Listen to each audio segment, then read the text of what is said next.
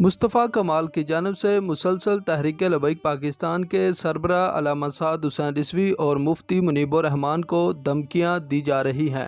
اس پر اب علامہ سعد حسین رضوی کا رد عمل بھی سامنے آ چکا ہے۔ کچھ دن پہلے علامہ سعد حسین رضوی نے ایک جلسے سے خطاب کرتے ہوئے کہا کہ ہمیں دھمکیاں دی جا رہی ہیں، آپ ہمیں نہیں جانتے، تحریک لبیک پاکستان والے آپ کے گھروں میں گھس جائیں گے۔ یاد رہے کہ کچھ دن پہلے علامہ سعد حسین رضوی کراچی میں پہنچے اور وہاں پر انہوں نے NA 240 میں الیکشن بھی لڑا، جس کے بعد مصطفیٰ کمال کی جانب سے علامہ سعد حسین رضوی کو دھمکیاں دی گئیں۔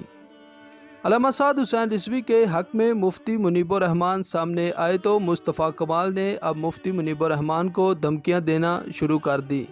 اس پر مفتی منیب الرحمان نے آج ٹویٹر پر ایک ٹویٹ بھی کیا ہے۔ ان کا یہ کہنا تھا کہ آپ کو جس طرح شکست ہوئی ہے اس وجہ سے آپ کو غصہ ہے، لیکن اس میں میرا کوئی بھی عمل دخل نہیں۔